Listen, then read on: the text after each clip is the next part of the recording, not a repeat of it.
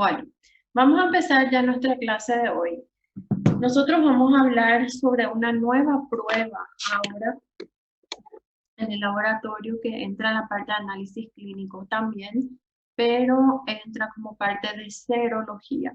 Todas aquellas pruebas que nosotros ya vimos hasta hoy, los perfiles, perfil renal, perfil lipídico, ácido úrico, glucosa, hepatograma, todo lo que nosotros vimos entraba en la parte del laboratorio como prueba química, entraba en la parte de la química. Ahora vamos a entrar en la parte de serología, ¿sí? Y principalmente vamos a hablar sobre dos tipos, hoy en la primera clase y en la segunda clase sobre más dos tipos de pruebas. Vamos a hablar ahora sobre la VDRL y la VIH. La VDRL es una prueba que se hace para diagnosticar la sífilis, ¿sí? Y la VIH para diagnosticar sífilis, la enfermedad del sífilis, ¿sí? Un poquito. Bueno, ¿a qué se refiere ese término serología? ¿Qué es lo que es la serología? Cuando nosotros hablamos de pruebas serológicas, nosotros principalmente estamos hablando sobre la parte de inmuno, la parte que es, un ratito voy a mirar acá, mi chat. La HIV es el SIDA, ¿sí? Para detectar la inmunodeficiencia adquirida, que es el SIDA. Vamos a hablar también. Entonces, cuando nosotros hablamos de serología, nosotros hablamos principalmente de la reacción antígeno-anticuerpo que ocurre en el organismo de la persona cuando entra en contacto con algún patógeno que no es normal del cuerpo. Entonces, cuando nosotros entramos en contacto con algo que no es de nuestro cuerpo, con algo que es extraño a nuestro cuerpo, se llama antígeno. Y nuestro cuerpo va a reaccionar produciendo los anticuerpos, ¿sí? Entonces, es esa reacción lo que nosotros buscamos en los test serológicos. Ay, la computadora está lenta. ¿Qué es entonces esa serología? El término serología se refiere entonces al estudio de las reacciones de antígeno-anticuerpo. En el laboratorio es un examen de sangre para probar la presencia de anticuerpos, si hay la presencia de anticuerpos contra ciertos antígenos en ese paciente, ¿sí? Entonces también un análisis serológico se utiliza para ver el tipo sanguíneo de la persona, para saber si es ORH positivo, RH negativo, qué tipo de sangre tiene, ¿sí? Entonces a eso nosotros le llamamos los test serológicos. Nosotros estos test serológicos hacemos en suero, ¿sí? Lo que nosotros utilizamos, el material biológico, es el suero del paciente. Entonces se hace una punción venosa, se quita en la parte, en el tubo seco, puede ser el tubo de vidrio o en el tubito de tapa roja, sin anticoagulantes, ¿sí? Entonces lo que nosotros vemos es la reacción antígeno-anticuerpo a través de aglutinación en el laboratorio, ¿sí? La prueba de esta aglutinación, entonces nosotros vemos cuando hay una reacción fuerte, aglutina y nosotros observamos en el microscopio óptico la presencia de esa aglutinación. Para entender un poquito más, entonces acá esta primera parte de la clase les va a recordar un poco a ustedes en lo que es inmuno. Ustedes ya tuvieron inmunología, ¿verdad? ¿Ya tuvieron inmuno? Bueno, entonces esta primera parte acá habla un poco del concepto de la inmunología, la respuesta inmunitaria, los órganos que producen los anticuerpos, los tipos de inmunidad, los tipos de inmunidad activa natural o artificial, entonces toda esta parte, ¿sí? Cuando nosotros hablamos de inmunidad, entonces lo que ustedes tienen que recordar un poquito para saber esta parte de serología es que cada vez que nuestro organismo entra en contacto con un agente extraño va a producir ciertos anticuerpos, ¿sí? Entonces, esos anticuerpos van a depender del tipo de microorganismo que yo entre en contacto. Para cada tipo de microorganismo existen anticuerpos específicos. Lo que ustedes tienen que recordar también es cuáles son los primeros anticuerpos que nosotros producimos frente a un agente extraño. Por ejemplo, la IgM, la IgG. Nosotros tenemos la IgM como el anticuerpo de fase aguda. Indica una infección aguda o una infección latente, una infección que está ocurriendo en mi paciente. Ya la IgG, ella es un anticuerpo un poco más tardío. Tarda más para producirse en el organismo, pero a la IgG nosotros le llamamos de anticuerpo de memoria. ¿Qué quiere decir anticuerpo de memoria? Quiere decir que graba y se queda por el resto de la vida en mi organismo.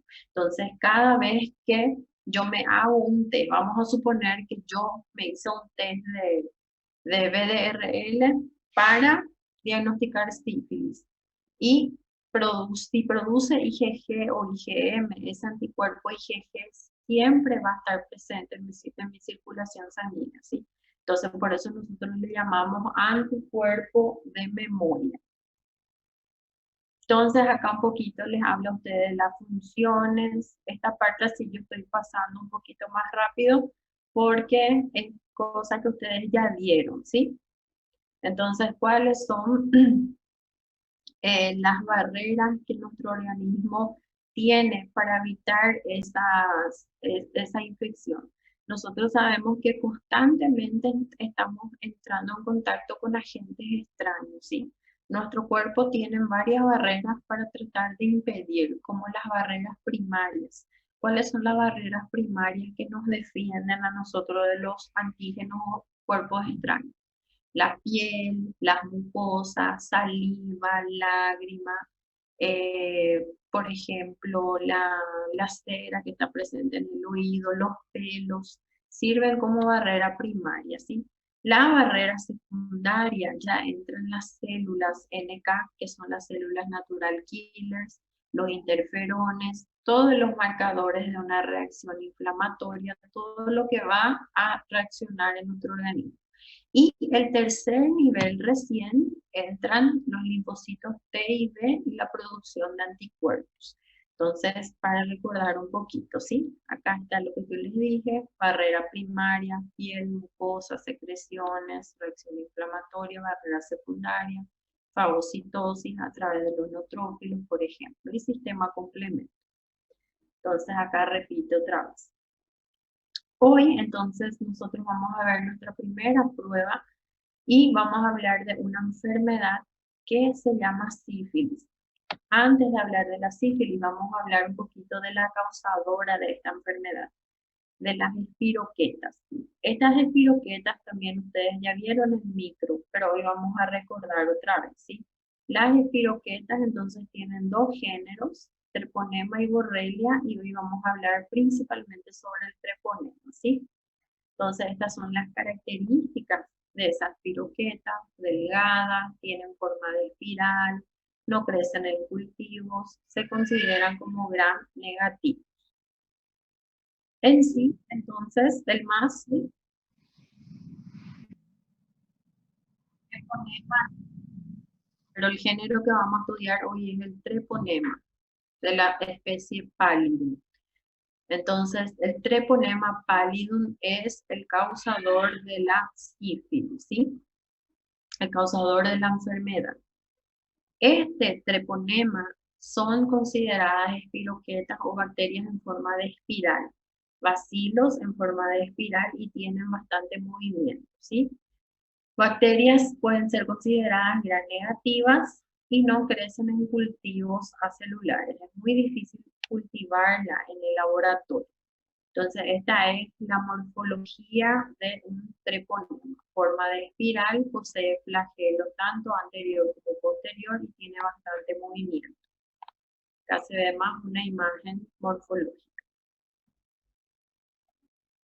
Todas estas especies acá de estos treponemas, nosotros morfológicamente siempre vemos iguales en el laboratorio, pero dependiendo de la subespecie causan enfermedades diferentes, ¿sí?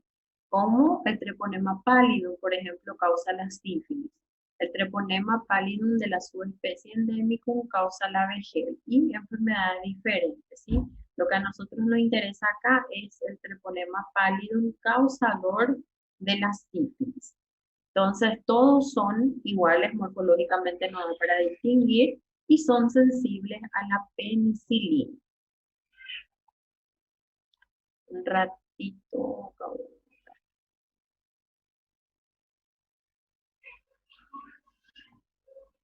Só um pouquinho, pessoal. Eu vou fechar um pouquinho e já vou voltar, tá bom?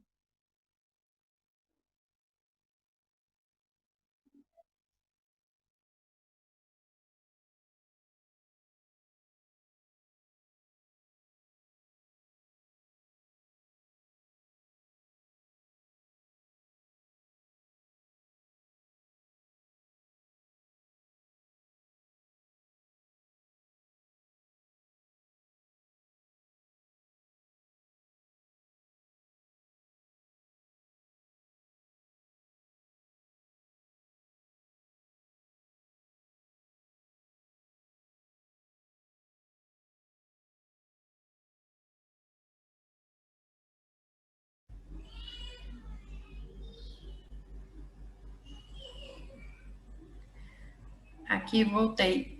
Cerrei a outra classe porque esta classe eu tinha arrumado. Essa daqui é a correta, tá?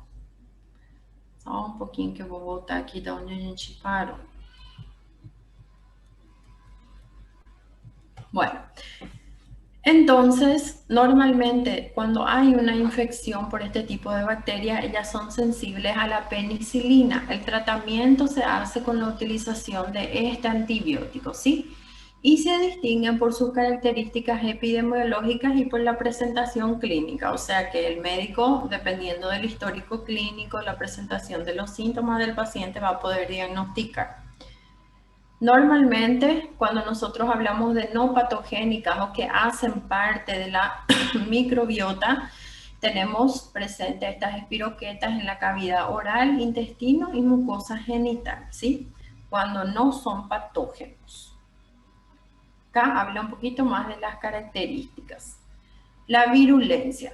¿Qué quiere decir la virulencia? Cuando nosotros hablamos de virulencia, se refiere al factor de virulencia o cuáles son aquellos factores que pueden conllevar a hacer daño en el hospedero, ¿sí? Entonces, esta bacteria contiene bastantes proteínas en su membrana externa que se adhieren a las superficies de las células del humano, ¿sí? No produce ninguna enzima o toxina importante y también pueden estar recubiertas por una fibronectina y esa fibronectina hace con que esta bacteria se escape de la respuesta inmunológica principalmente de los macrófagos. O sea que esa fibronectina hace con que los macrófagos no asocien a esta bacteria como patógena y ahí ellas causan la infección, ¿sí? Presenta entonces varios antígenos donde el principal es la cardiolipina. Esta cardiolipina es una proteína que está presente en los tejidos del hombre y de animales y es de gran importancia en el diagnóstico serológico para la sífilis. Entonces, presenta varios antígenos idénticos a los del treponema patógeno. Esta cardiolipina nosotros utilizamos en los kits serológicos para poder diagnosticarle a un paciente si tiene o no antígenos de esta clase, ¿sí? Entonces, más enfrente cuando hablemos del diagnóstico vamos a hablar otra vez de esa cardiolipina. Esta sífilis, entonces, es una enfermedad de transmisión principalmente sexual y es producida por el treponema pálido. La sífilis, hoy en día, el test para la sífilis, para diagnosticar, entra y es sumamente importante dentro de lo que nosotros llamamos de prenatal. ¿Qué quiere decir el prenatal? El prenatal son los test de laboratorio, pruebas de laboratorio que se hacen las mujeres embarazadas. Entonces, durante el primer trimestre de embarazo, ¿sí? Es sumamente importante. El hombre es el único reservorio natural del treponema pálido. Eso quiere decir que esta bacteria no es capaz de infectar a mamíferos, por ejemplo, o a otros animales. Solamente infecta al hombre. Entonces, principalmente por contacto o a través de lesiones cutáneas como o membranas mucosas como genitales, boca o recto, que contengan esta bacteria. Entonces, en esos casos ocurre la transmisión, ¿sí? También ocurre transmisión vía placentaria. ¿Por qué yo les dije que esta sífilis entra como el prenatal? Porque hay transmisión a través de la placenta. Si una mujer embarazada está con sífilis, tiene una carga bacteriana dentro de su organismo, a través de la placenta, esas bacterias pueden pasar y transmitirle al bebé. ¿Qué va a ocasionar eso? Principalmente en el primer trimestre puede ocasionar abortos. Puede ocasionar abortos y si es que no hay aborto, el bebé se va a generar una sífilis congénita. Entonces el bebé va a nacer también con títulos altos de esta bacteria en suero y causa varios disturbios que vamos a ver cuáles son, ¿sí? Por transfusión de sangre fresca. Normalmente esta transfusión de sangre, contagio o transmisión por transfusión hoy en día nosotros ya no vemos. Es muy raro porque ustedes saben que para transfundir sangre se hacen varios análisis hoy en día y uno de ellos es la VDRL. Entonces, si se ve que el paciente es positivo, esa sangre no se utiliza. Entonces es un poquito más rara, ¿sí?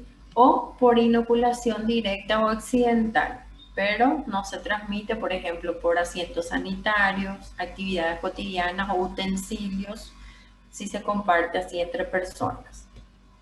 ¿Cuáles son los... Sí,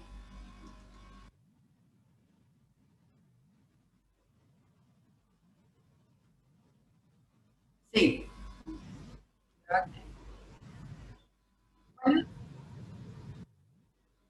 ¿Cómo? No, está en la parte de la membrana de la bacteria, sí, en la parte morfológica de la bacteria. Es un antígeno producido por la bacteria. Los síntomas de esta enfermedad entonces son una respuesta inmune celular y humoral. Este treponema pallidum, él puede sobrevivir en el huésped humano varias décadas, varios años. Eso quiere decir, por ejemplo, que si hoy yo o una persona tiene una relación sexual con alguien que es positivo y le contagia, esos treponemas, ellos pueden llevar años en el cuerpo de la persona sin desenvolver ningún síntoma. Ahora, si la persona es una persona sana, si es una persona inmunocomprometida, inmunodebilitada, estos treponemas sí van a causar una infección rápida, ¿sí? Estos síntomas de la enfermedad pueden ser numerosos, hay varios síntomas, pero antes de la aparición de las pruebas serológicas, el diagnóstico preciso era imposible, porque la sífilis no tiene síntomas característicos de la enfermedad, ¿sí? Entonces, antes se le llamaba, le conocía como la gran imitadora, porque en la fase primaria y secundaria se puede confundir sus síntomas con otras enfermedades, ¿sí? El 90% de las mujeres que padecen de sífilis no saben que tienen, porque en la mayoría de los casos el chancro aparece en el cuello uterino. Cuando la bacteria entra en el organismo se disemina rápidamente y poco a poco invade otros tejidos u órganos. A la sífilis también nosotros encontramos que se le llama como una enfermedad silenciosa. En el hospital nosotros vemos muchísimos casos de mujeres que son portadoras de la sífilis, tienen la enfermedad, pero que no saben y solamente saben que tienen la enfermedad o descubren que tienen la enfermedad en la hora de practicarse su prenatal. Ustedes van a ver cuando llegan en el hospital, cuando están haciendo sus prácticas, que hay muchísimos casos de sífilis. Justamente hace unos 15 días nosotros tuvimos un caso de sífilis congénita también. Hay muchas mujeres que no se hacen su prenatal, llegan en el hospital solamente en la hora de tener el bebé nomás ya, y el bebé ya nace con las afecciones características de esta enfermedad. Entonces hay muchísimos casos. ¿Cómo ocurre la infección? Esas espiroquetas, entonces, ellas penetran principalmente por las mucosas, tanto en los órganos genitales masculinos como femeninos, ¿sí? La primera lesión que aparece nosotros conocemos como chancro. Este chancro, acá en la imagen ustedes pueden observar entonces en un órgano sexual masculino la presencia de un chancro, ¿sí? Entonces, más o menos 10 a 90 días es el periodo de incubación, el periodo de ventana que nosotros le decimos. Eso quiere decir que si yo entro en contacto hoy, puede durar de 10 a 90 días hasta que esta lesión aparezca. Treponema entonces produce una sustancia que se llama hialuronidasa. Esta hialuronidasa ya penetra, las bacterias penetran en la piel, en el tejido subepitelial. Hay una destrucción tisular. Acá en esta lesión, si nosotros hacemos un froti para hacer un cultivo de esta lesión y llevar para observar en el microscopio, se va a ver lleno de treponemas. Esta lesión está lleno de bacterias, ¿sí? Penetra entonces a través de las mucosas o de las minúsculas aberturas en la superficie de esas mucosas, van a alcanzar este tejido subepitelial, se van a multiplicar y va a ocurrir la lesión del chancro duro. Las espiroquetas también se pueden introducir en el sistema nervioso central y también pueden causar una afección que nosotros conocemos como neurosífilis. La neurosífilis normalmente nosotros vemos en una enfermedad más crónica, vamos a decir. La sífilis, ella se divide en 3 estadios: sífilis primaria, sífilis secundaria y sífilis terciaria, ¿sí? La sífilis primaria es la que se caracteriza por la lesión del chancro duro. Entonces acá tenemos, cursa por 3 fases: la inicial o primaria, la secundaria y la tardía o sífilis terciaria. La sífilis primaria, entonces los síntomas pueden tardar de 10 a 20 días, de 10 a 90 días después del contacto, y se caracteriza por la presencia de este chancro duro, tanto en las mujeres como en el hombre. Esas lesiones o el aspecto de esa lesión puede variar desde una pequeña lesión hasta una úlcera profunda, dependiendo de la carga bacteriana que haya ahí. Entonces, acá, Prof, o chancro duro vai aparecer até em pacientes que não têm sintomas, é só quando ocorre a penetração já aparece pela bactéria? cuando hay penetración, pero tiene su periodo de incubación, ¿sí? De 10 a 20 días. Mas em todos os pacientes vai aparecer? No en todos. Hay pacientes que son portadores de la bacteria, pero que no pueden, no, durante décadas y después recién se manifiesta. ¿Entendés? Pero en la mayoría de los casos, cuando hay esa presencia del chancro duro, normalmente después de depende mucho del paciente. Entonces, si es un paciente más inmunodeprimido, más inmunodebilitado y si hay mucha carga bacteriana, ¿sí? Entonces, este chancro duro es la primera lesión. ¿Cuál es el problema de este chancro duro? Existen otras patologías, otras enfermedades que también pueden causar, hay una imagen acá, que también pueden causar la presencia de estas lesiones. Acá, por ejemplo, ustedes observan en el pene, en la boca también puede aparecer, acá en los labios de una mujer, en la parte de la vagina. En la boca, ¿cuándo aparecen en la boca? En el caso del sexo oral, por ejemplo. Si una persona practica sexo oral a una persona que tiene la bacteria, le va a transmitir y se presenta acá, la presencia del chancro en la boca, ¿sí? Acá, en la mano.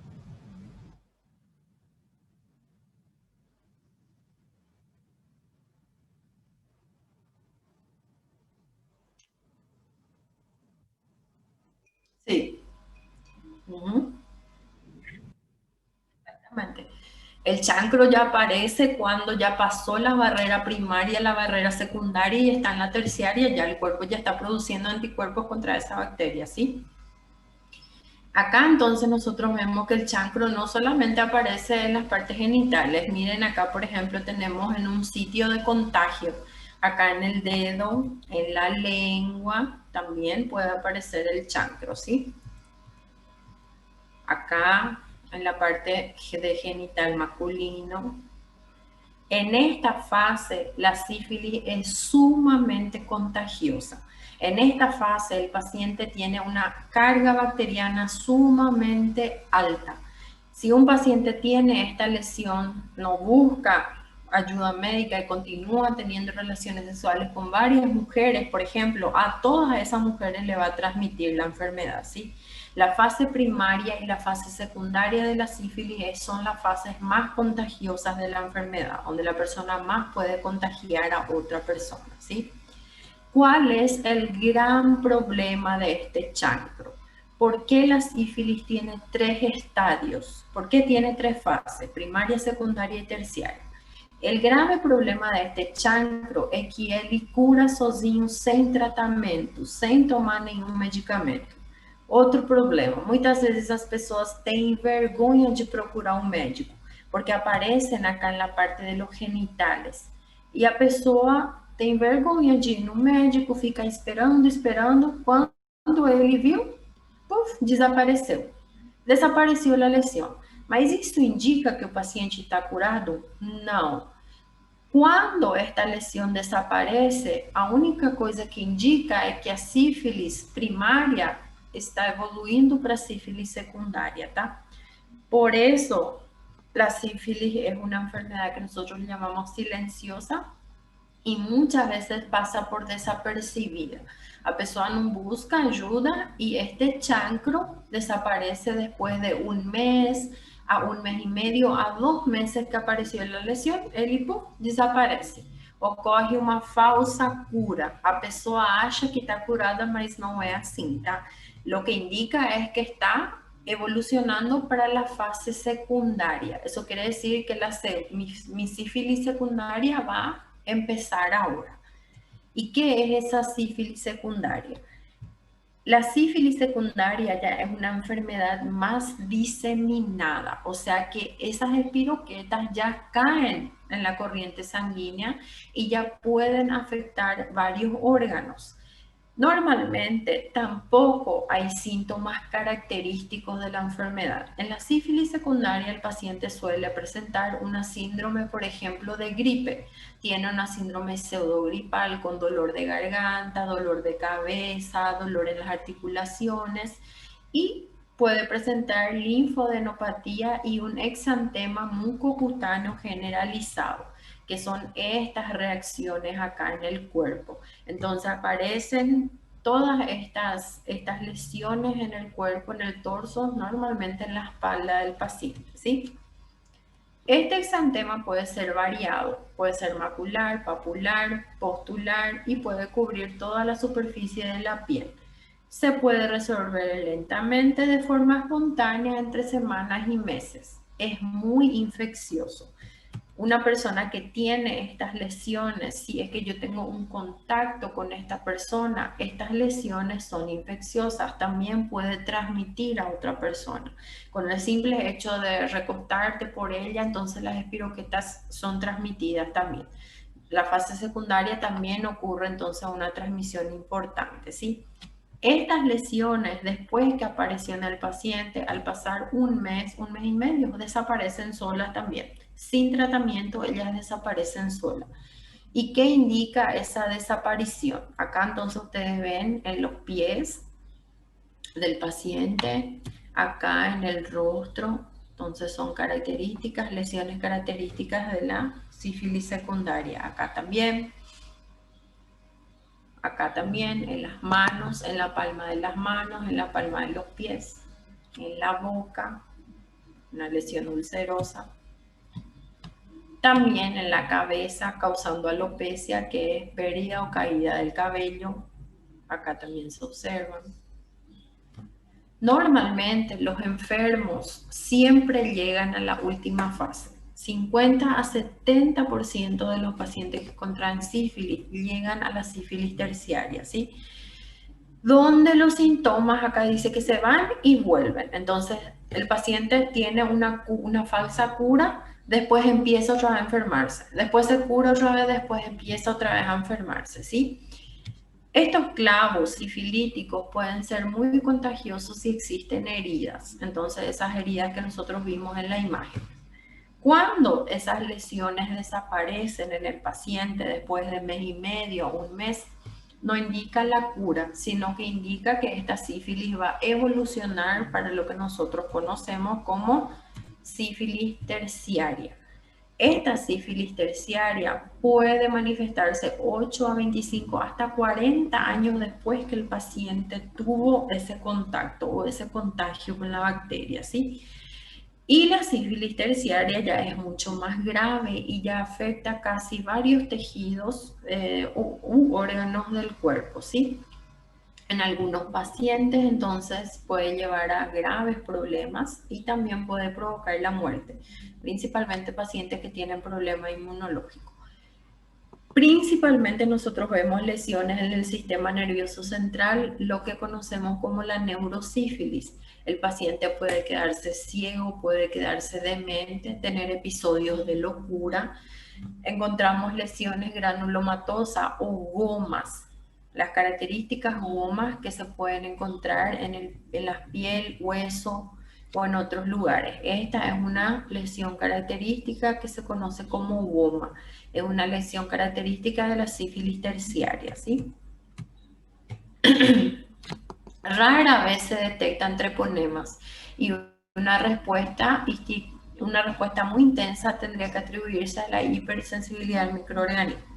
En la sífilis primaria y en la sífilis terciaria son donde más nosotros encontramos los treponemas, ¿sí? Y más la persona es contagiosa, puede transmitir a otros.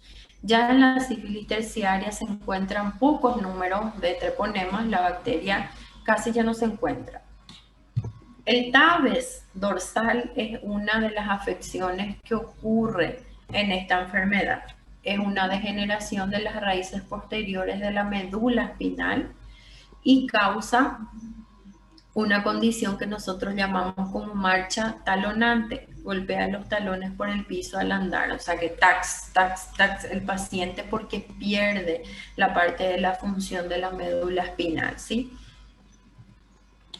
Clínicamente se observa demencia, el paciente tiene trastornos psiquiátricos, puede llegar a una parálisis general y también puede llegar a la muerte, ¿sí?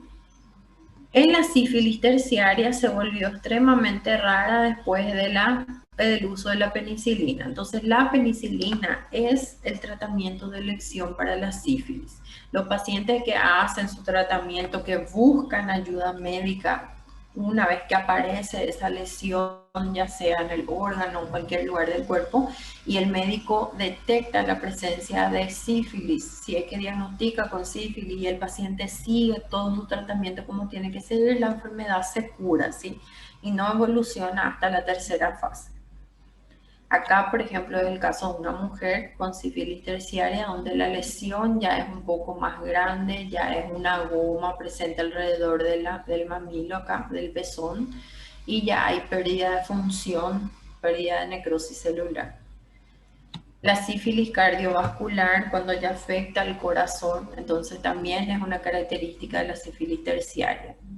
Y la sífilis congénita, que es cuando la mamá pasa al bebé, entonces a través de vía placentaria. Lo que yo les dije hace rato, ustedes van a ver muchísimos casos en el hospital público, principalmente nosotros vemos casos, ¿sí? Existen mujeres que no se hacen su prenatal, existen mujeres que se hacen su prenatal y solo en la hora de su prenatal saben o se enteran que tienen sífilis, por ejemplo, ¿sí?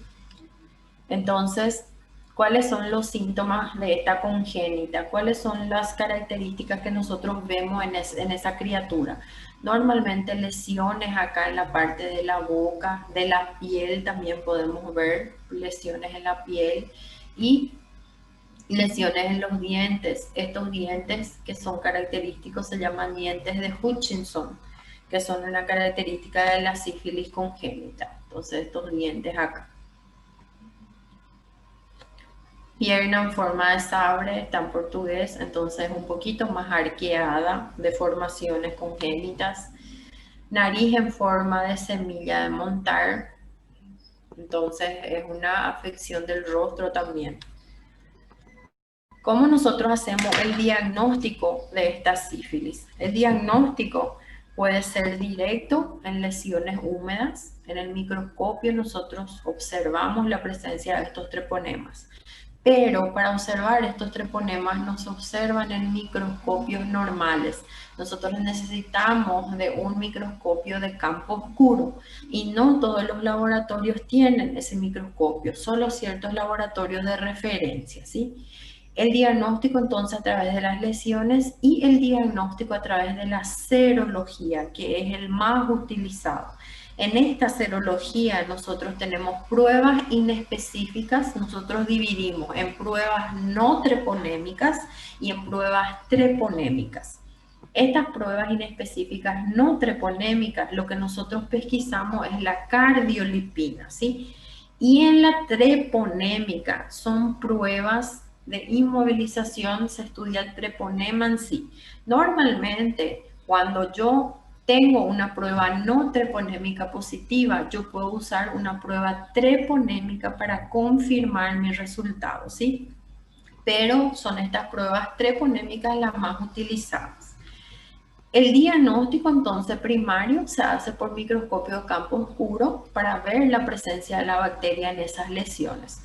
¿Cuál es el grave problema? Las personas no buscan ayuda cuando hay la presencia de esas lesiones. Esa lesión, que es el chancro duro, se cura solo y desaparece. Por inmunofluorescencia, entonces se hace, son laboratorios de referencia lo que hacen. Y la parte de serología, que es lo que más ustedes van a solicitar y van a utilizar, nosotros vamos a buscar la presencia de anticuerpos que fueron producidos contra la cardiolipina de la bacteria, ¿sí? Los test no treponémicos. Los test no treponémicos, entonces, nosotros llamamos de test inespecíficos y miden la presencia de anticuerpos principalmente del tipo IgG y del tipo IgM. Usa como antígeno la cardiolipina. Entonces nosotros tenemos la VDRL y la RPR. Ambas miden la floculación del antígeno cardiolipina con el suero del paciente. Lo que nosotros medimos entonces es la reacción antígeno-anticuerpo a través de la floculación. Miramos cuando yo tengo una VDRL positiva en el test rápido, serológico, yo tengo que hacer una dilución de mi muestra y mirar en el microscopio si hay reacción antígeno-anticuerpo por floculación, ¿sí? Este VDRL entonces es lo que se utiliza rutinariamente para el diagnóstico de la sífilis. Sus siglas están en inglés y utiliza un antígeno que ya viene dentro del kit que nosotros tenemos en el laboratorio. A não treponêmica, então, que é a mais utilizada, né? Sí. El VDRL es un test no treponémico, ¿sí? Todas estas pruebas no treponémicas tienen una sensibilidad de 70 a 85% en la sífilis primaria, 100% en la sífilis secundaria y 70 a 75% en la sífilis tardía. Y tiene 98 a 99% de especificidad. Es por estas características lo que la VDRL es la más utilizada. Outra característica, ela é mais barata também. A VDRL, ela tem um custo menor. A gente tem grátis ela aqui no hospital. No laboratório do hospital público, uma VDRL é grátis. Então, tiene una buena especificidad contra la bacteria y también tiene una buena sensibilidad. Solo que hay que tomar mucho cuidado porque esta VDRL, ella me puede dar falso positivo. Me puede dar falso positivo en ciertas enfermedades que mi paciente pueda presentar, como por ejemplo diabetes, dilipidemias, infección por HIV, puede dar una prueba cruzada y dar un falso positivo, infecciones crónicas, mononucleosis y otras enfermedades como las que están acá. ¿Cómo ustedes van a quitar de la duda todo eso haciendo el histórico de sus pacientes, ¿sí? Entonces, todas estas patologías pueden dar un falso positivo, ¿sí? ¿Por qué pueden producir entonces? Por infección por otros microorganismos y por destrucción celular con liberación de cariolipinas de la mitocondria. Entonces, a través de esto yo puedo tener falsos positivos, ¿sí? ¿Y qué son los test treponémicos? Los test treponémicos son específicos y se usan para confirmar cuando yo tengo una VDRL o RPR positivo. Normalmente se positivan antes y permanecen positivos por mucho tiempo. Lo que es el caso, acá voy a volver un ratito y después voy a volver ahí para que ustedes vean. Este FTABS es una prueba treponémica que sirve para confirmar la VDRL.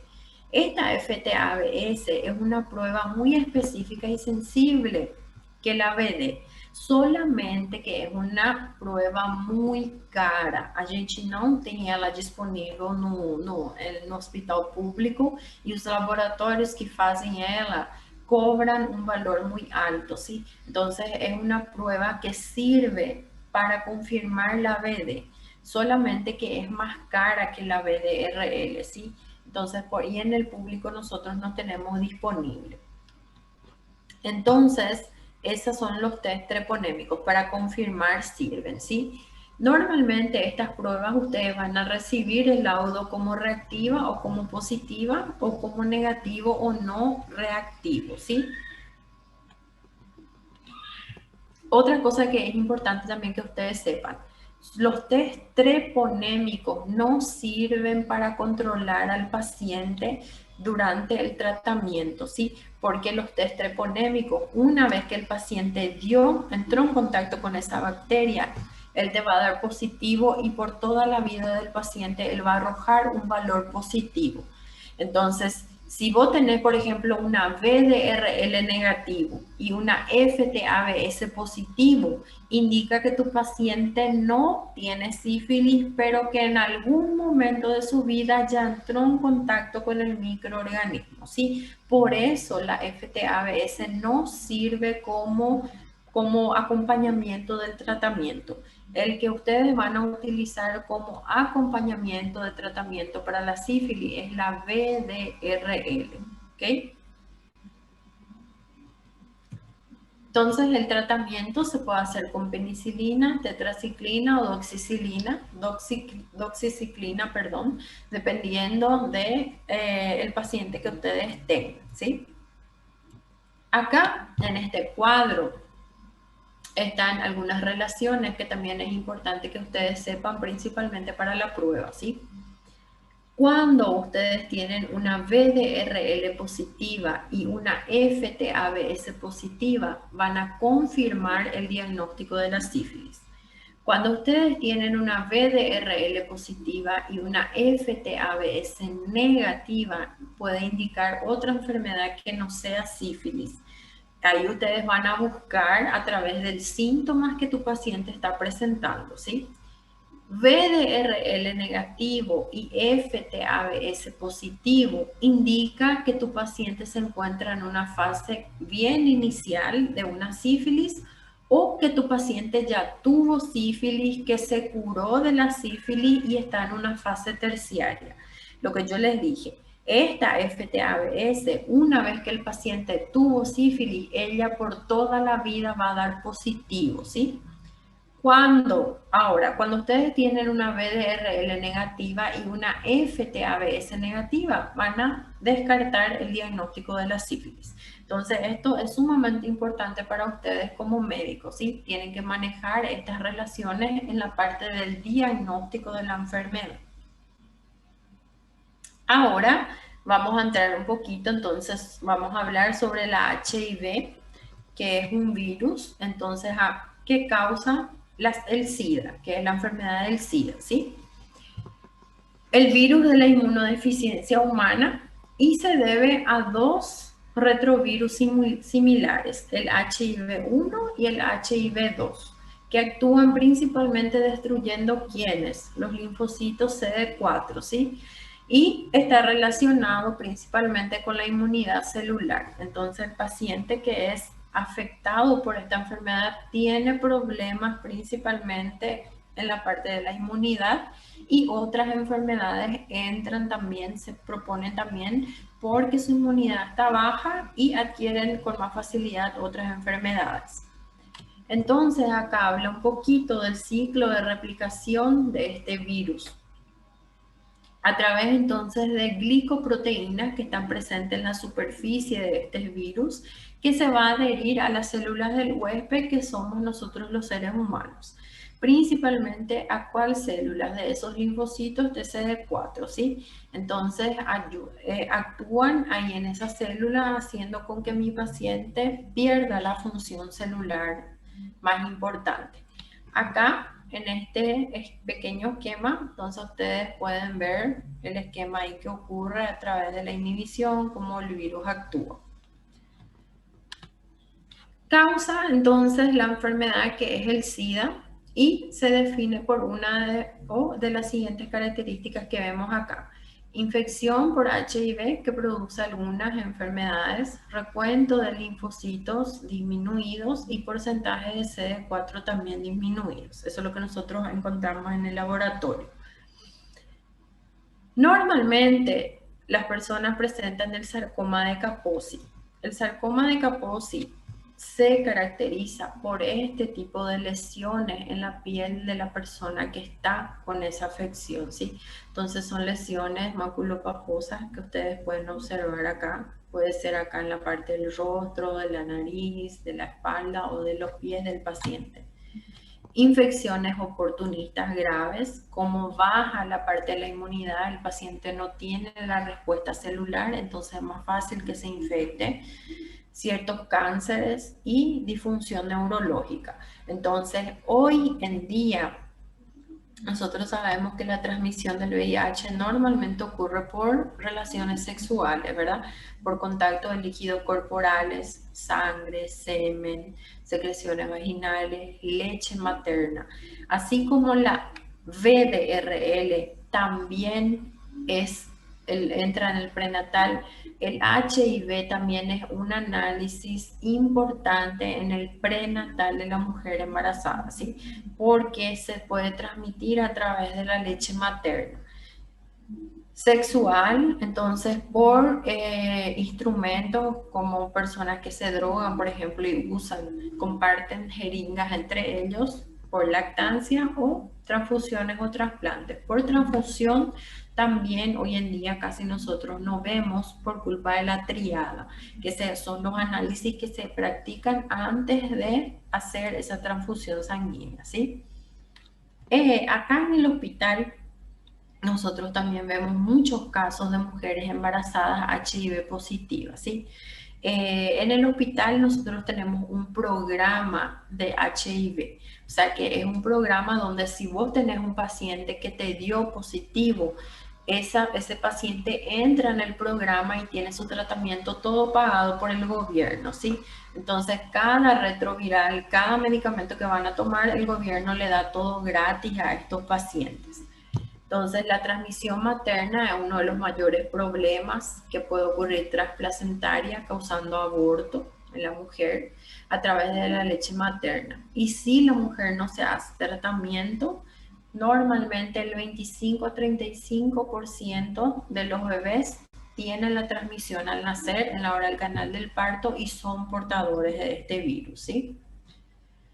¿Cuáles son los síntomas? Síndrome retroviral agudo suele comenzar más o menos, tiene un periodo de incubación de 1 semana a 4 semanas, 8 días a 20 días. Y también los síntomas, las personas pueden ser asintomáticas, ¿sí? Existen personas que no presentan ningún síntoma, pero los más comunes son linfoadenopatía, que es hinchazón o edema de los linfonodos, placas blancas provocadas por candidiasis en la boca, en la parte de la lengua principalmente. Acá vemos linfadenopatía, herpes zóster, diarrea, fatiga, fiebre con sudoración, pérdida de peso excesivo. Entonces este es un herpes en la parte de la espalda. Estos son los síntomas que pueden presentar las personas. Mas o herpes zoster não é só o vírus da herpes que causa? Y sí, pero nosotros no estamos diciendo que es o HIV que causa aquí o herpes, sino que es por la inmunidad baja de la persona, entonces la persona presenta herpes y es causada por el virus de la herpes. Não é causada pelo HIV, não. Não confundam, sim? A mesma coisa aqui. Não é o HIV que causa candidíase. Quem que causa candidíase? La Cândida. A Cândida é o quê? É um fungo. Então, tudo isso daqui ocorre pela imunossupressão do paciente já, tá? Não é o próprio HIV que está causando isso, é a imunossupressão, então o paciente está imunodeprimido, então entra em contato com bactéria, fungo e causa estas afecciones acá, ¿sí? ¿Cuáles son las pruebas diagnósticas? ¿Cómo nosotros hacemos el diagnóstico en el laboratorio? Entonces, las pruebas rápidas, el test rápido, es el test serológico que nosotros hacemos. Se utiliza sangre, plasma o suero.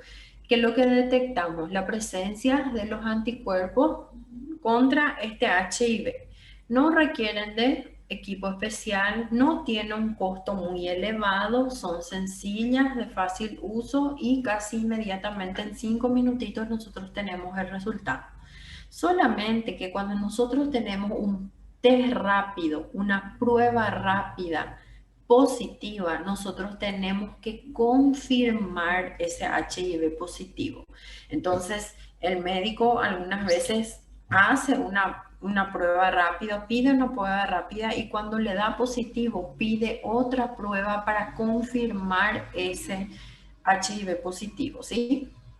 ¿Cuáles son estas pruebas confirmatorias? Western Blot es una prueba y la PCR cuantitativa es otra prueba. Este Western Blot es la prueba específica que va a confirmar o va a descartar HIV positivo en una prueba rápida, ¿sí? Entonces se detecta la presencia de anticuerpos específicos contra este HIV, convirtiéndose entonces en la prueba definitiva del diagnóstico.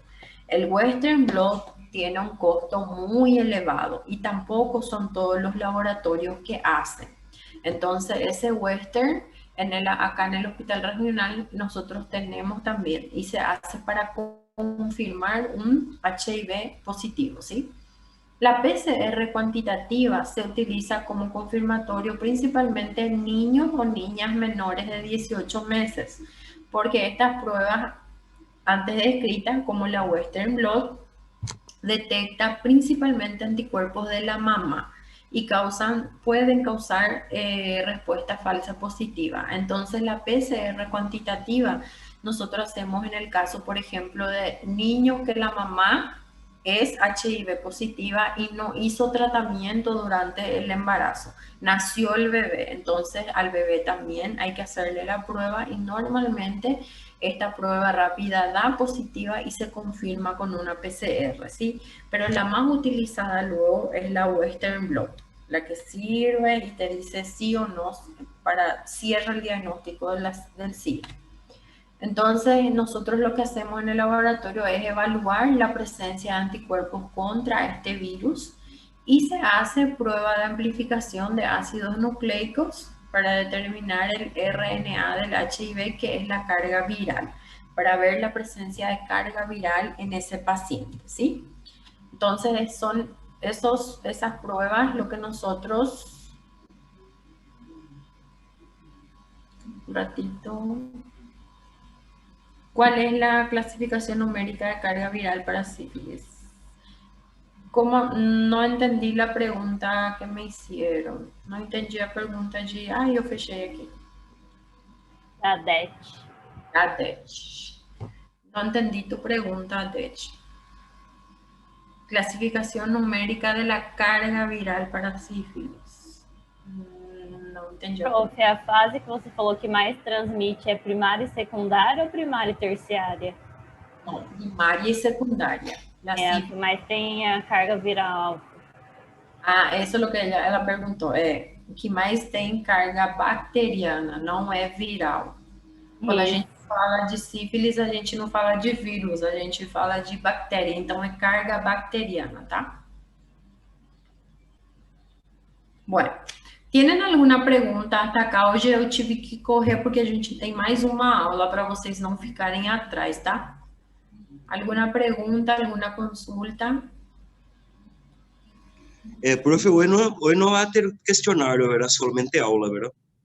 Hay cuestionario hoy, pero para ustedes se va a quedar abierto, el cuestionario de ustedes se va a abrir a las 5 hasta las 7 van a tener tiempo. Porque si no hay cuestionario, ustedes se van a quedar sin puntaje y todos los otros grupos ya tienen su punto del cuestionario, ¿sí? Nosotros temos classe, profe, das 5 a las 7. ¿De qué hora hasta qué hora tienen clase? De las 5 a las 7. 7. 6 para vocês. Y después, Pues no. Después no. entonces voy a poner de las 7 hasta las 9, ¿sí? A gente tem aula das 4 às 6, não é hoje? Não, É. amiga. É das 4 às 6 ou das 5 às 7? 4 às 6 para eles, Bruna. Você tá no seu horário aí. Ah, é. Ah, é verdade, você tá em Estou no outro. horário de São Paulo. Tá bom? É o grupo de vocês que saiu que vocês combinam de falar que caiu a internet, né? Tô vendo os nomes aqui, tô reconhecendo alguns nomes aqui.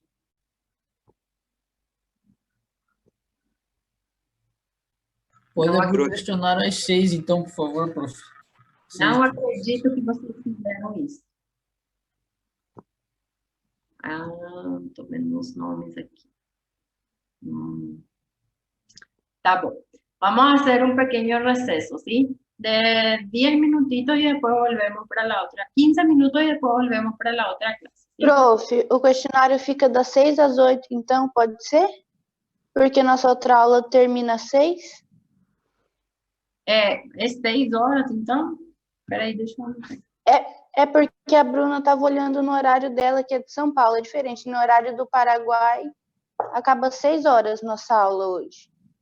Então, eu vou por de las 6 hasta las 7, ¿sí? Até às 8, né, prof? Que é 2 horas. É, até as 8. Eu vou arrumar lá, tá bom? Gracias, Tá bom, profe. prof. Obrigada. Bueno, volvemos en 15 minutos.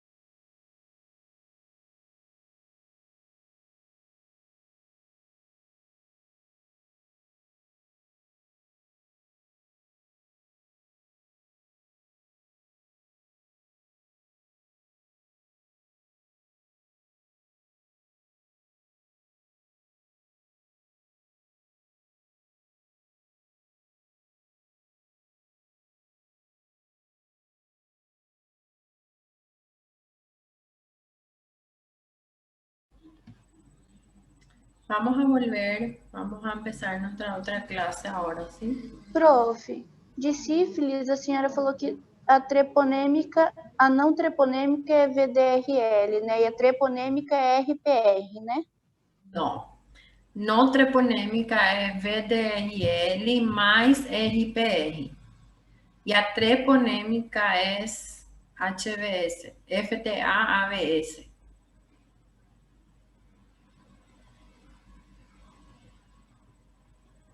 Tá certo, Flávio? A treponêmica é qual, prof? FTA? ABS. Tá. Obrigada, prof. Nada.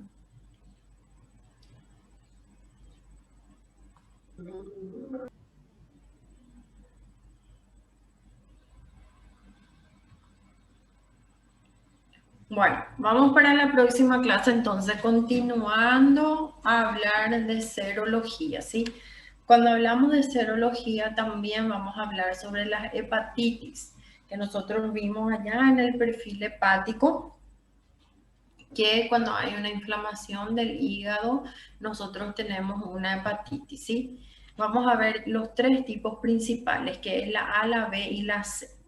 La hepatitis A es una enfermedad contagiosa que es causada por el virus AHAV. Entonces, estas son las siglas, AHAV.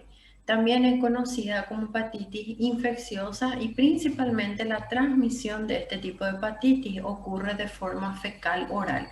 O sea que al manipular, por ejemplo, utensilios, comida o agua contaminada.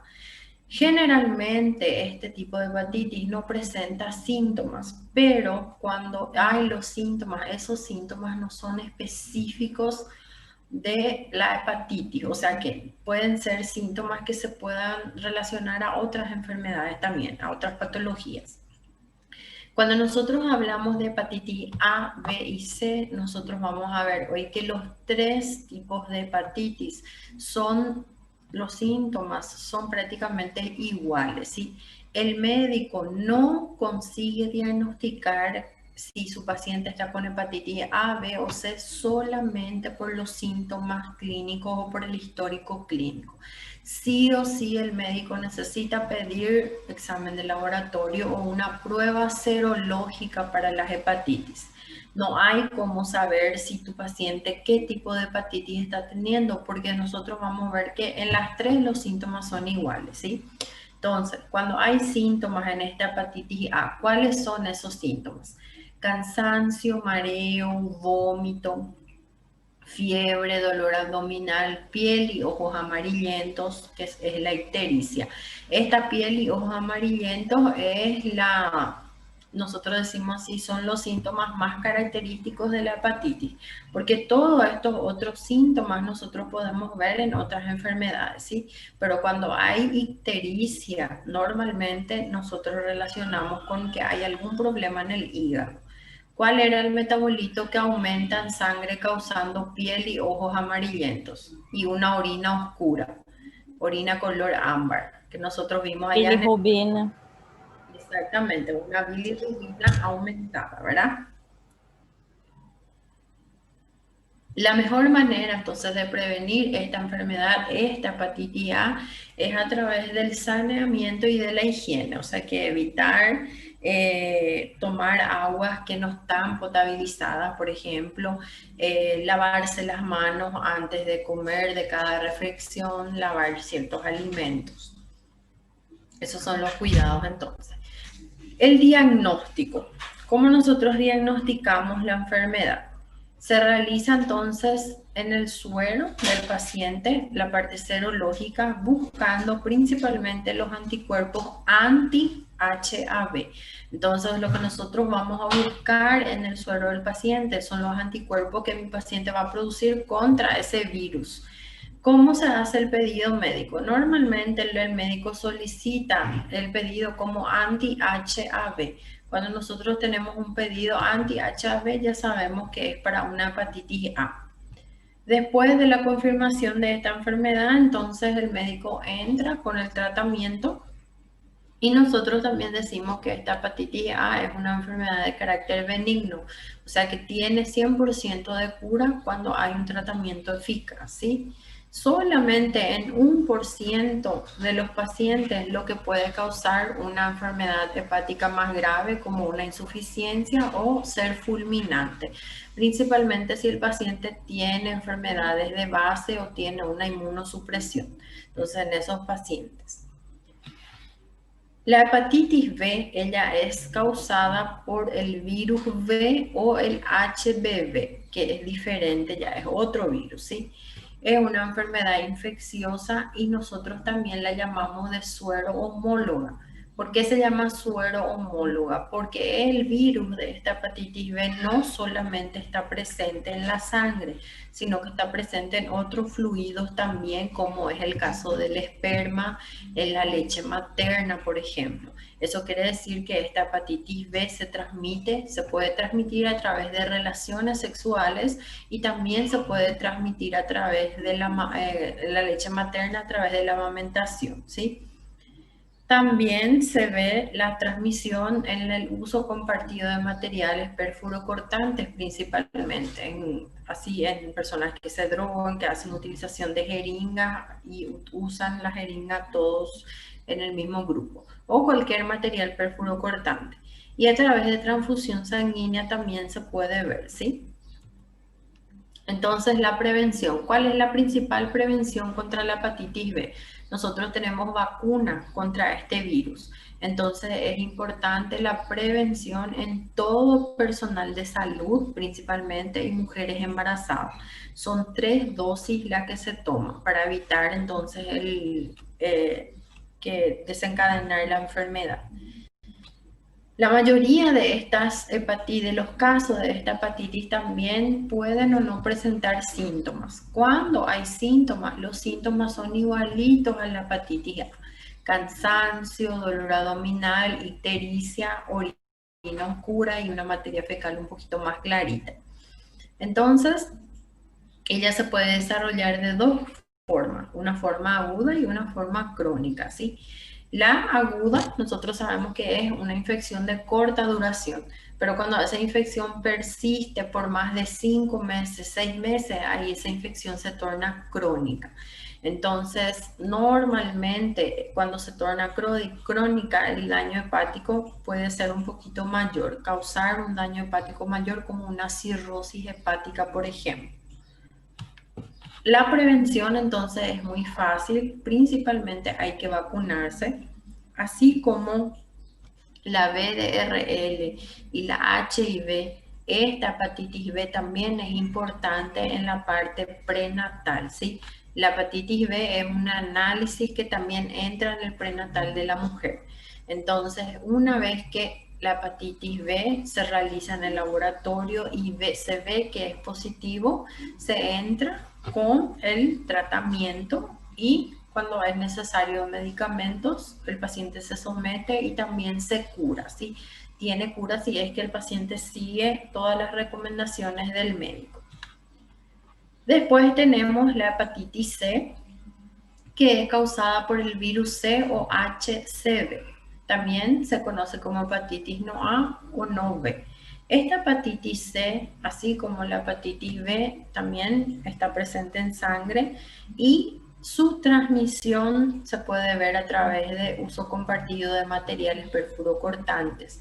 Solo que la transmisión de mamá a hijo y la transmisión por relación sexual se puede ver, pero es mucho más raro, ¿sí? La hepatitis B se ve en más porcentaje, la C es muy raro ver. Normalmente la transmisión ocurre a través de uso de material compartido, ¿sí? Perfurocortante. Esta hepatitis C también tiene los mismos síntomas.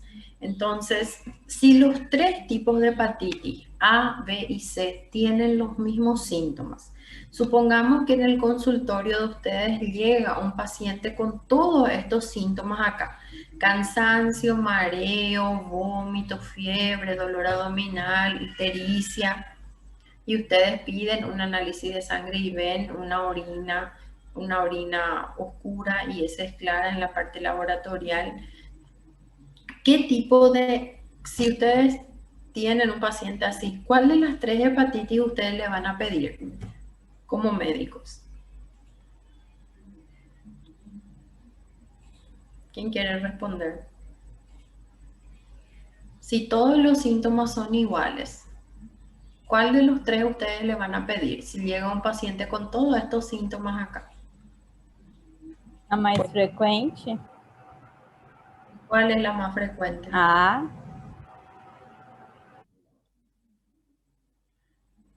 Otra persona. Si llega un paciente en el laboratorio, perdón, en el consultorio, ustedes con todos estos síntomas, la primera cosa que ustedes van a sospechar es de una hepatitis, ¿verdad? Se você vê que o paciente está amarelo, a pele dele está amarelo, a partir dos olhos também está amarelo, você vai suspeitar de uma hepatite. Mas você não vai saber se é A, B ou C. Então, você vai pedir as 3. Ustedes tienen que solicitar la prueba de los 3 tipos, anti-HAV, anti-HBV y anti-HBC. ¿Por qué ustedes van a pedir los 3? Porque 2 deles têm que descartar y 1 vai dar positivo. Entonces, esa es la postura que ustedes tienen que tener. Si van a solicitar las 3 pruebas para salir de la duda y para poder diagnosticar a tu paciente. No hay una hepatitis que sea más frecuente. Normalmente la hepatitis A, ella es más frecuente en los niños, nas crianças. Por que ela é mais frequente nas crianças?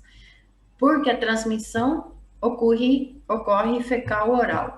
Nosotros vemos que las criaturas, ellos no saben que tienen que lavarse la mano, les colocan la mano suya en la boca, llevan alimentos sucios en la boca, entonces se pueden contaminar de esa manera, ¿sí? Entonces la hepatitis A normalmente es más común en criaturas. Y si ustedes tienen un paciente con todos estos síntomas, van a pedir los 3 para poder descartar o ver cuál diagnóstico van a dar a su paciente, ¿sí? Cuando esta infección por hepatitis C persiste por más de 6 meses, 5 a 6 meses, el 80% de estos pacientes se evoluciona para una forma crónica y más o menos el 20% de estos pacientes pueden desarrollar una hepatitis, una cirrosis hepática, y alrededor de 5 a 1% puede padecer de cáncer de hígado.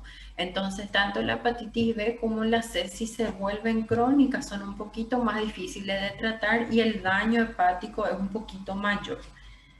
No hay vacuna contra hepatitis C, pero se puede evitar la enfermedad. Entonces, evitando compartir materiales perfurocortantes con otras personas como jeringas y todo lo que pueda llevar a un accidente con esos perfurocortantes.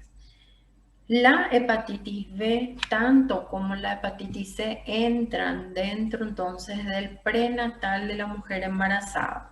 VDRL, HIV, hepatitis B y hepatitis C son los 4 análisis de rutina prenatal. Toda la mujer embarazada tiene que realizarse estos análisis, ¿sí? Porque puede causar daño en el bebé, tanto cuando el bebé está dentro de la panza de la mujer o cuando nace, ¿sí? Causando hasta aborto. Entonces acá una imagen de la hepatitis. El diagnóstico también se realiza entonces en el laboratorio y lo que nosotros buscamos son los anticuerpos anti-HCV. Entonces los tres tipos de hepatitis nosotros llamamos de prueba serológica en el laboratorio. Hacemos prueba serológica para buscar anticuerpos que se crean en contra de ese virus que entró en contacto en nuestro cuerpo. Otra prueba que nosotros tenemos es el test de Coombs. Este Coombs también es conocida como antiglobulina. Entonces, cuando ustedes escuchan antiglobulina o Coombs, es la misma cosa, ¿sí? Es un análisis de sangre que también sirve para detectar la presencia de anticuerpos en nuestro organismo, pero son anticuerpos específicos que van a actuar contra los eritrocitos de nuestro cuerpo. Entonces, hay personas, por ejemplo, que crean anticuerpos autoinmunes que es de su propio organismo y esos anticuerpos van a atacar a los antígenos que están presentes en la membrana de los eritrocitos o de los glóbulos rojos. causando una destrucción, una hemólisis o una lisis de los glóbulos rojos. ¿Cuál es la enfermedad que ocurre cuando ustedes tienen glóbulos rojos disminuidos? Anemia. Exactamente, anemia. Y cuando hay destrucción de los glóbulos rojos, ¿qué tipo de anemia yo tengo? Eritroblástica. Hemolítica.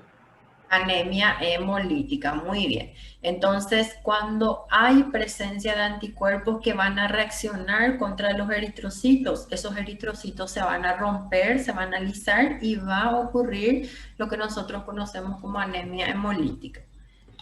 Esta prueba de Coombs, entonces, principalmente detecta anticuerpos del tipo IgG, que reaccionan contra antígenos que está presente en los eritrocitos. Nosotros utilizamos un kit específico que se compra en el laboratorio y ese kit contiene una antiglobulina humana.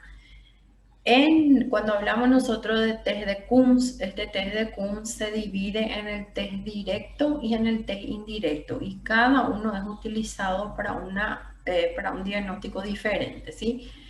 El test de Coombs directo se utiliza para detectar la presencia de anticuerpos en mi paciente que ya están presentes en la superficie de esos glóbulos rojos. Nosotros lo que podemos ver es la reacción antígeno-anticuerpo en sí ya en el paciente. Entonces estos anticuerpos van a actuar causando anemia. ¿Para qué se utiliza este test de Coombs directo? Principalmente para detectar una enfermedad que se llama enfermedad hemolítica del recién nacido.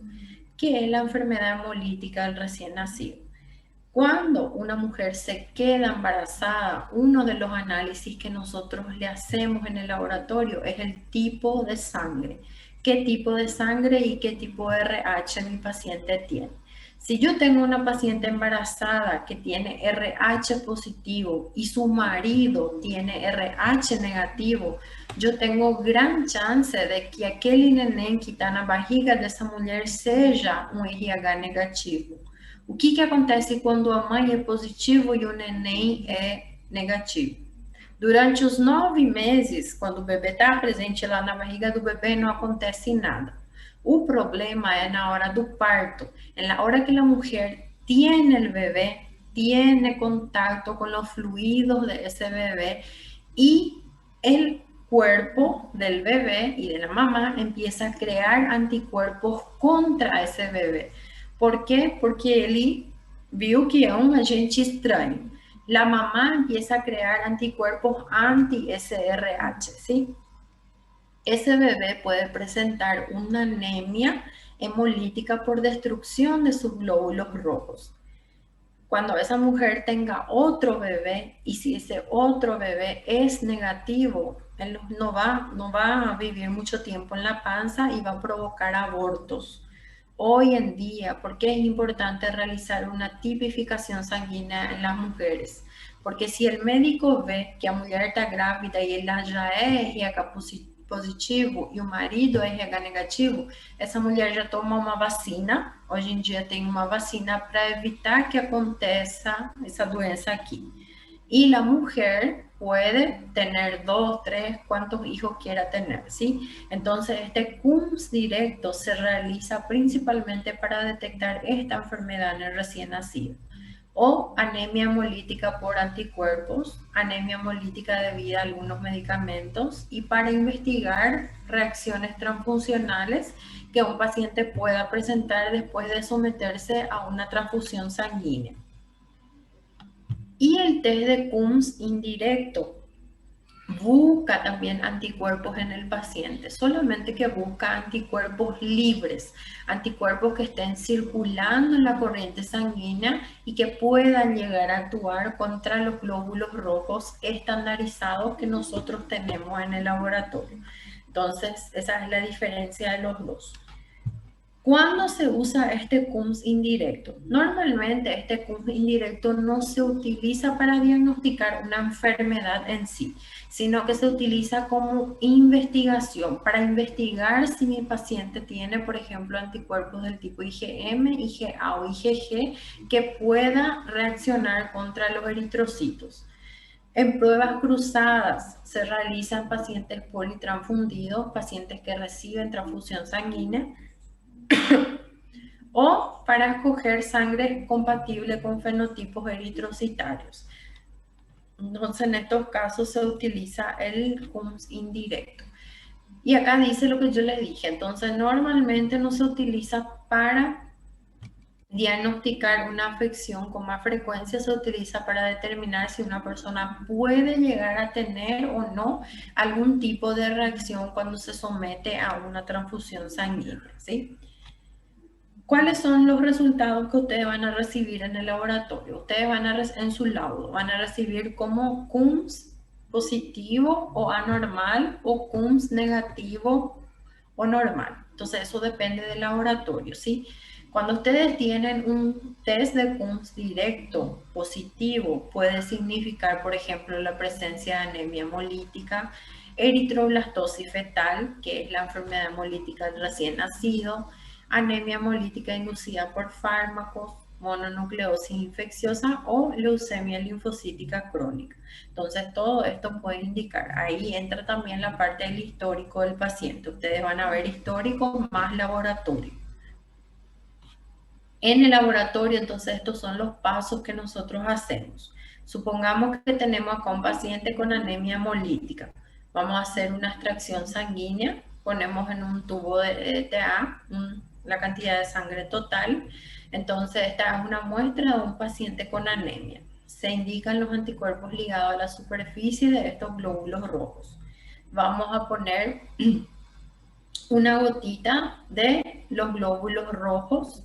Se lava. Nosotros decimos que lavamos cuando lavamos con solución fisiológica y centrifugamos en el laboratorio, ¿sí?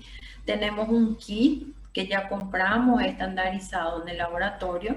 Se pone una gotita de ese kit y se espera para ver si hay la aglutinación de con los anticuerpos antihumanos. Cuando nosotros vemos acá que hay aglutinación antígeno-anticuerpo, entonces esa prueba es positiva.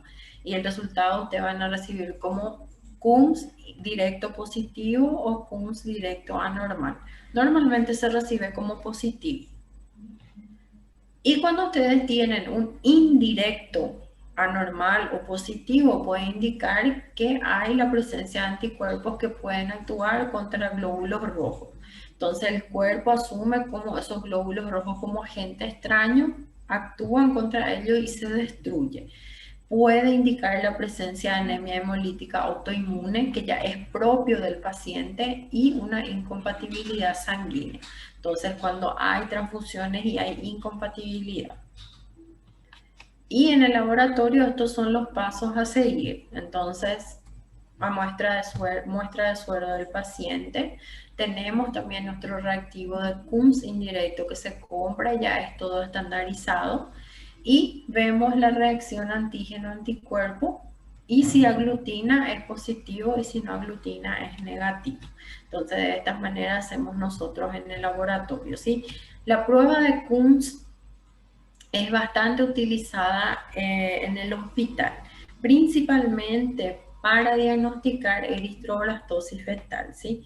Cuando, por ejemplo, hay muchas mujeres también que normalmente durante el prenatal no se hacen. Ustedes van a ver que muchísimas mujeres ya llegan en el hospital para tenerla a su bebé nomás ya. Entonces no se someten al prenatal. El prenatal es un examen que evita muchas cosas en la hora del parto. Entonces ustedes cuando hagan su práctica van a ver todos estos casos que nosotros vimos hoy en la clase en la parte práctica.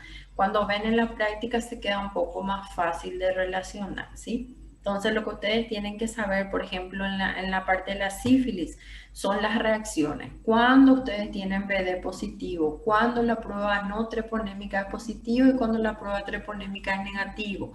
Esas relaciones es lo que ustedes tienen que saber, ¿sí? Para la prueba. Cuando hablamos de test de CUMS, tienen que saber para qué sirve la directa, para qué sirve la indirecta, cuál es la metodología, cuál es la finalidad de los métodos que nosotros vimos, ¿sí? ¿Tienen alguna consulta? ¿Alguna pregunta que quieran hacer? não? Prof, na anemia hemolítica não é ao revés? O bebê tem que ser RH positivo e a mãe negativo? Sí, puede ser al revés. Puede ser la mamá positivo, el bebé negativo, la mamá positiva. Ah, porque E quando eu quando- aprendi era só quando a mãe era negativa e o bebê positivo. Porque quando a mãe é positiva, ela já tem autoanticorpo, então ela não vai produzir. Exactamente. ¿Cierto, Bruno? Así es. Y ahí, hoy en día, solamente las mamás que no toman ¿cómo que fala? A vacina, lo que presenta esa eritroblastosis.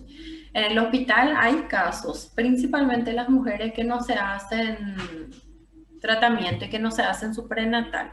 Entonces, esas mujeres normalmente tienen problemas con su bebé, ¿sí? Y como la vacuna hay hoy, entonces se evita bastante ese caso. Yo ya les pasé, ¿alguna pregunta más que quieran hacer? Yo ya les pasé a ustedes las materias de la prueba. ¿Todavía? Não. Bueno, les voy a pasar ahora las materias de la P1. Si pueden anotar, ¿sí? Materiales biológicos.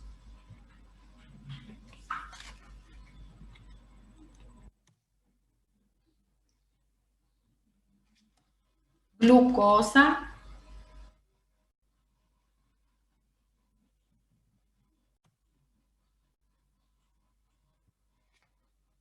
Ácido úrico.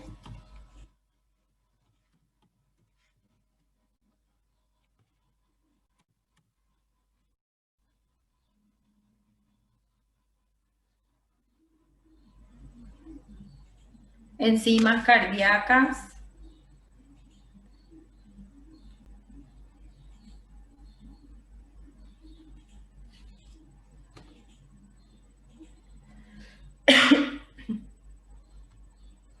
Perfil renal.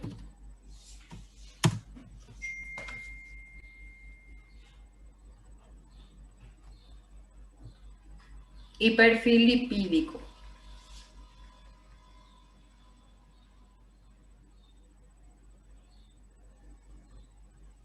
Ya está, ¿anotaron todo? 6, ¿verdad, O profe? hepático não cai? 7. Materiales biológicos, glucosa, ácido úrico, enzimas cardíacas, perfil renal y perfil lipídico.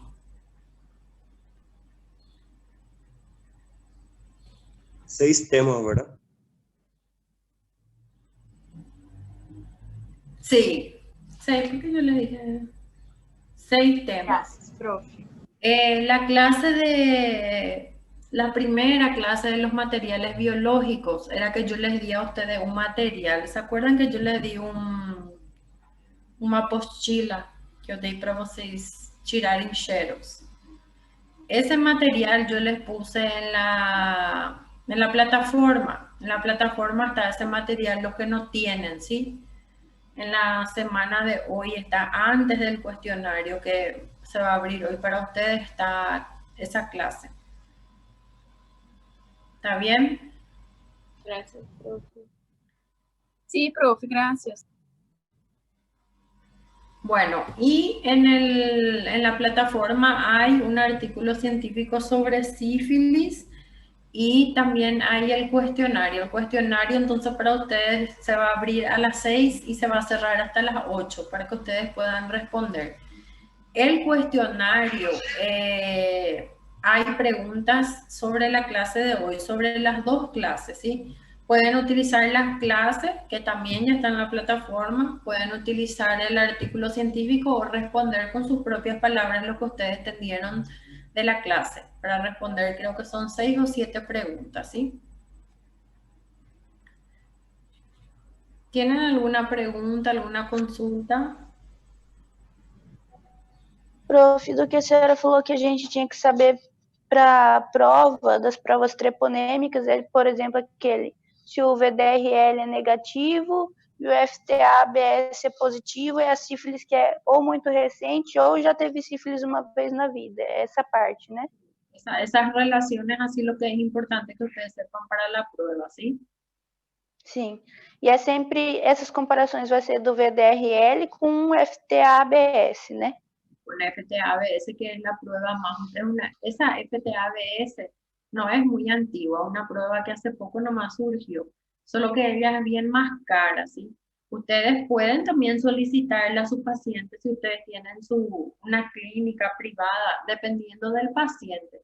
Si ustedes ven que el paciente tiene cómo pagar o puede solventar, ustedes pueden solicitar VDRL más una FTA, porque ella les va a dar a ustedes un parámetro bien grande, ¿sí? Pero la VDRL, ella en sí solo ya se utiliza como diagnóstico de la enfermedad. Y si ustedes tienen un paciente que dio positivo para sífilis, que tiene los síntomas, por ejemplo, tiene la presencia del chancro, tiene esa lesión, ya van a entrar con el tratamiento. Y después de un tiempo, lo que ustedes van a utilizar para monitorearle a ese paciente, para ver si el tratamiento está siendo eficaz, es la VDRL. Esa VDRL, el resultado se va en títulos.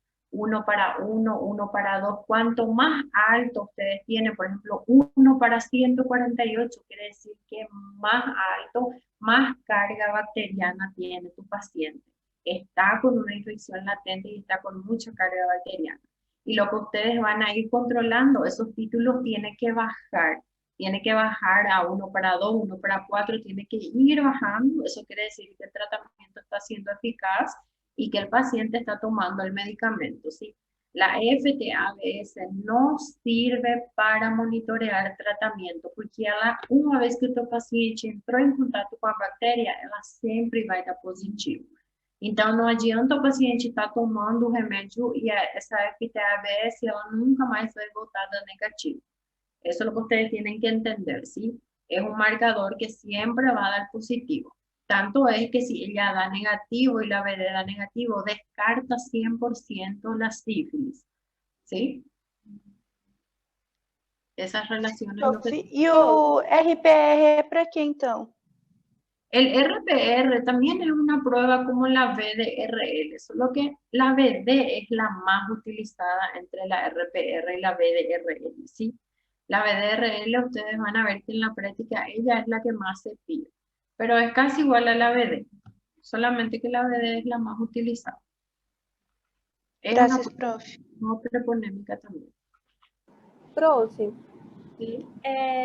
teria como a senhora disponibilizar o questionário para a gente a partir de agora? Porque nós temos um intervalo de entre as 3 e as 4 da tarde, não temos aula. Depois a gente tem das 4 às 6.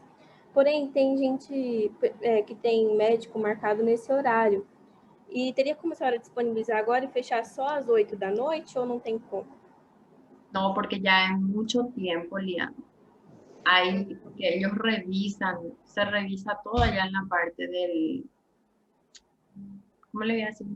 La parte de la plataforma, todo se entra a mirar. Entonces hay mucho tiempo desde las 4, ¿verdad? Mas, prof, tem professor que coloca tarefa para mês aberto, habilitado. ¿Qué hora ustedes ya van a conseguir ya responder? ¿Qué hora ustedes tienen libre?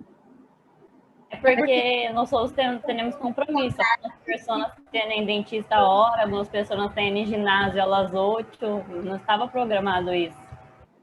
¿De 4 a qué hora tienen libre ustedes? 4 a 5. Não, a gente tem livre agora das 3 às 4. Depois das 4 às 6 a gente tem aula. Ah, e depois tá. das 6 é livre. Entonces,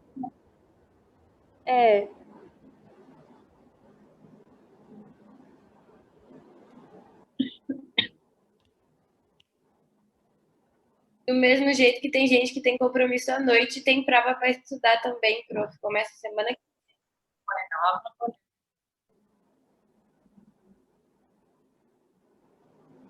voy a cambiar otra vez allá entonces, ¿sí? Aí vai ficar aberto, então, prof, das 15 até as 20 horas.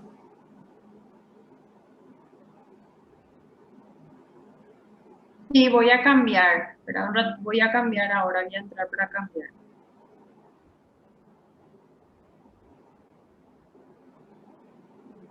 Vou deixar até 20 horas, tá? Ô, João, mas você vai chegar aqui horas no CISO? Já tá bom.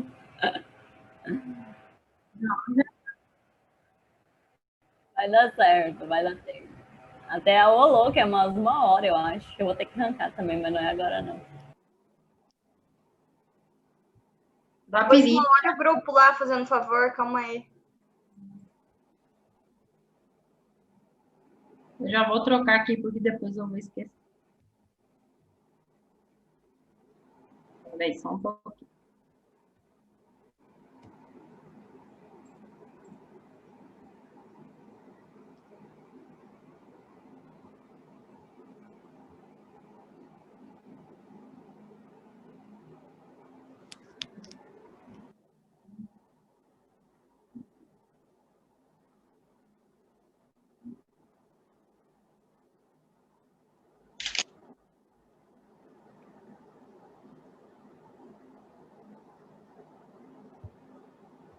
Aí já tá.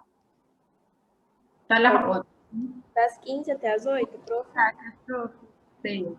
Doutora, muito obrigada. Muitas graças por entender. Muitas prof. graças. Gracias, profe. Nos vemos la próxima.